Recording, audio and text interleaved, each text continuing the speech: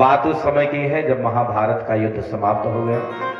भीम के गदा के प्रहार से दुर्योधन की जांघ टूट गई, चारपाई पर पड़ा था। दुर्योधन को खुश करने के लिए गुरु द्रोणाचार्य का बेटा अश्वत्थामा ने जाकर के पांचों पांडव के बेटों को सोता हुआ देखा तो पांचों का मस्तक काट करके गठरी बना ली, लाकर दुर्योधन के सामने रख दिया। कहा, लो तुम 100 भाई मिलकर कुछ ना बिगाड़ पाए, हम अकेले पांचों काट लाए। दुर्योधन ने जैसे देखा रोने लगे, अरे दुष्ट, तूने अनर्थ कर दिया। विरोध हमारा इनके बाप से था, इन बेचारों ने हमारा क्या बिगाड़ा था? हमारे कुल में यही तो पानी देने वाले बचे थे, तुमने इनको नष्ट कर दिया। व्याकुल हो गया दुर्योधन और चारपाई से गिरा, उसका प्राणांत हो गया और अश्वत्थामा भागा इधर से। द्रौपदी को जब पता चला कि हमारे 5 बेटों की हत्या हो गई, मां पर क्या बीतेगी? भैया, इस संसार में बेटे भले ही कपूत हो जाएं, लेकिन मां कभी कुमाता नहीं हो सकती। कुपुत्रो जाएता कुछ तब कुमाता ना हो। मां कभी कुमाता नहीं हो सकती, अपना दुख सह लेगी, तकलीफ सह लेगी, लेकिन मां तो सदैव अपनी संतान के लिए परेशान रहती है। इसलिए भैया, हम सबका परम उद्देश्य होना चाहिए, सवेरे उठ करके अपने माँ का पैर छुए, पिताजी का पैर छुए। हमारे कितने भाई ऐसे हैं जो सवेरे उठ करके माता पिता का पांव छूते हैं? खाता निल्ले है। जिनके जीवित नहीं है वो लोग चित्र लगाओ अपने घर में, उनको प्रणाम करें, और जिनके हैं वे प्रणाम करें। भैया, इसका बहुत गहरा विज्ञान है। हमारी माताएं बहनें ध्यान दें, हमारी कितनी बहनों की सास जिंदा है भी, सवेरे डायरी कोई सास नहीं? हाँ, जिनकी है, ठीक, जिनकी है वो चरण छो सास का। अगर सास गारी दे तब उनका पैर छो, उनकी बुद्धि उनको लगी रहेगी। अगर रोज पैर छूना आरंभ करोगी तो एक दिन उनकी बुद्धि अपने आप पलट जाएगी। प्रणाम का बहुत गहरा विज्ञान है। अभिवादन शीलस्य नित्यम वृद्धो पिसे बिना चत्वारितस्य वर्धन्ते आयुर्विद्या सुबल। प्रणाम करना है। आज द्रौपदी ने 5 बेटों की लाश देखी तो उनकी आंखों से अश्रु आ गए, मूर्छित होकर गिर जाती। महिलाएं पानी छिड़क कर जगाती। अर्जुन आए, उन्होंने कहा, चिंता मत करो, जिस दुष्ट ने काम किया है मैं इसको लाकर दंडित करूंगा। कृष्ण भगवान को लेकर के रथ पर सवार होकर गए और मायापत को क्षण भी न लगा उस खल का पता लगाने में। पकड़ लिया अश्वत्थामा को। अश्वत्थामा ने देखा कि अभी तो हमको मारेंगे, तो ब्रह्मास्त्र चला दिया। यद्यपि उसको लौटाना नहीं जानता था तो भी संधान कर दिया। जैसे ब्रह्मास्त्र अंतरिक्ष में चला, गड़गड़ाया, अर्जुन घबरा गए कि अब तो अनर्थ हो जाएगा। कृष्ण भगवान के चरण पकड़कर रोने लगे, प्रभु रक्षा करो। कृष्ण कृष्ण महाबाहो भक्ता नाम भयंकर त्वमेको दह मानाना मपवर्गोस संस्कृते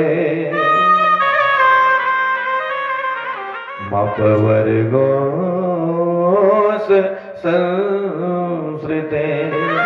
रक्षा करो, रक्षा करो। कृष्ण भगवान कहते हैं, अर्जुन चिंता मत करो। ये बताओ, जब हम जंगल में जा रहे हो, पांव में कांटा धंस जाए तो कैसे निकालेंगे? बोलो भैया।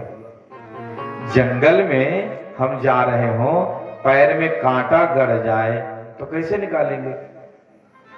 जंगल में कांटा कैसे निकली? हमारी माताएं बहनें बताओ। जंगल में कांटा गड़ जाए तो कैसे निकली?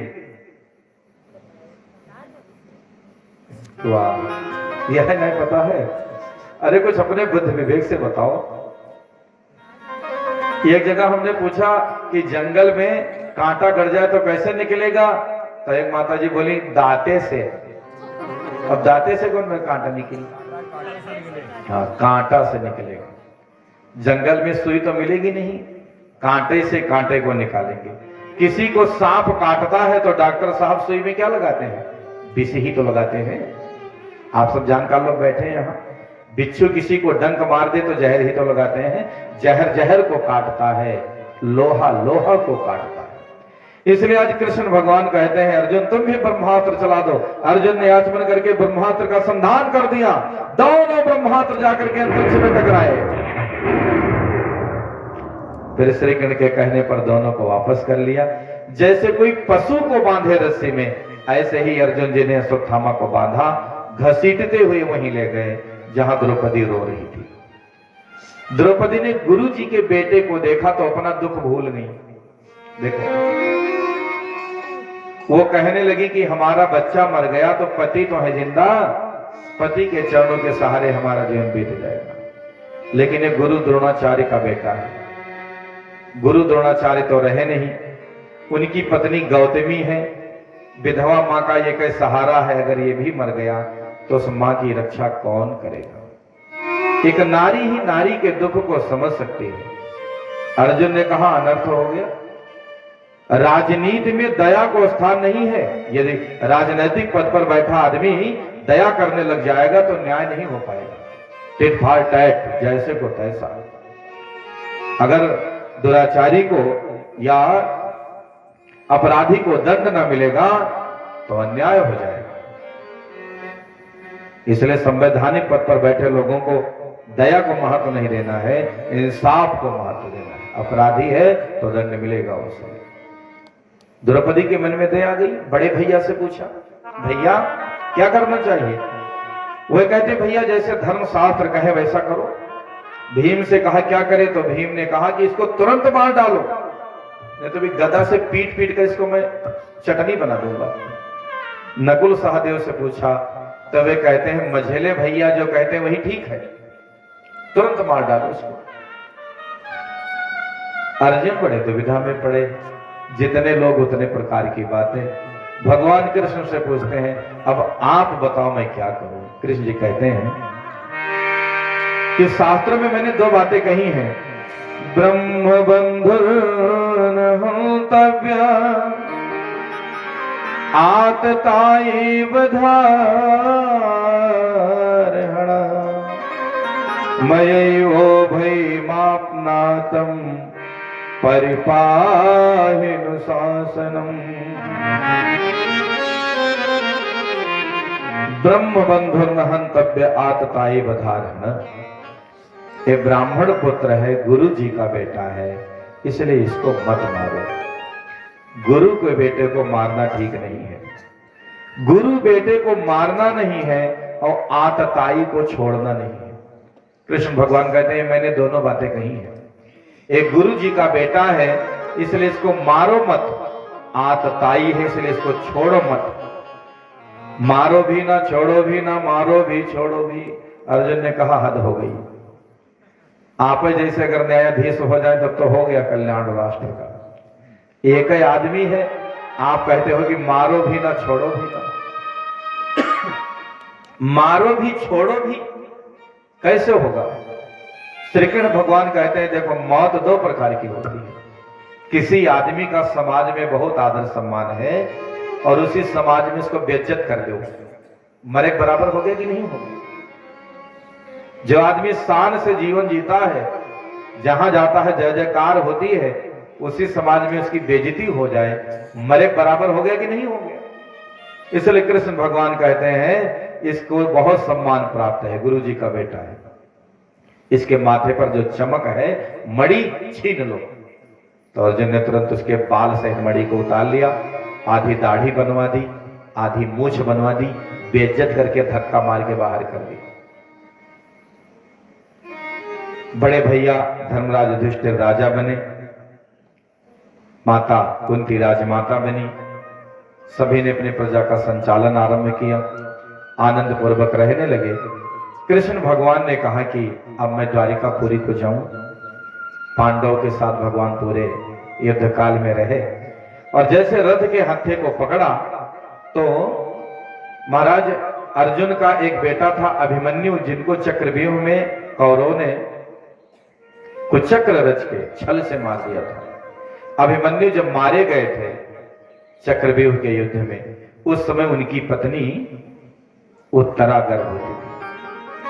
अश्वत्थामा ने अपने मन में सोचा कि मैं भी अगर पांडवों के कुल में कोई पानी देने वाला रह गया तो फिर गुरु द्रोणाचार्य का बेटा नहीं रहने न दूंगा।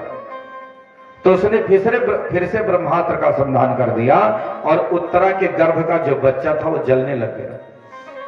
अश्वत्थामा ने सोचा कि यदि इसका गर्भ नष्ट हो जाएगा तो पांडव के खानदान में कोई दिया जलाने वाला ना रहे।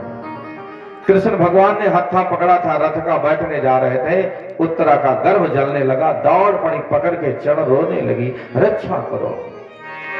पाहि पाहि महायोगिल देव देव जगत्पते नान्यम तद भयम पसे यत्र मृत्यु हो परस्परम। वे कहती हैं हमारे प्राण रहे ना रहे लेकिन हमें इसकी परवाह नहीं, हमारा बच्चा बचना चाहिए। भगवान कृष्ण समझ गए यशोत्थामा का कुचाल है, सूक्ष्म रूप धारण करके गर्भ में प्रवेश कर गए, अपनी गदा को ऐसे घुमाया, swinging high, swinging low, swinging left and right, कि मानो चक्र घूम रहा हो।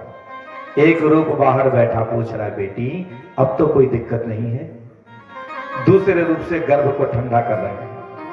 उत्तरा ने कहा मैं ठीक हूं। माता कुंती ने जब देखा कि हमारे खानदान को नाश होने से बचाया है तब वो जान गई कि ये कोई सामान्य नहीं है, ये परमात्मा है। हमारे भतीजे के रूप में हमारे पूरे मुसीबत काल में रहे, ये अवसर चूकना नहीं चाहिए। 26 श्लोकों में माता कुंती ने स्तुति करी है, हाथ जोड़कर प्रार्थना करने लगी।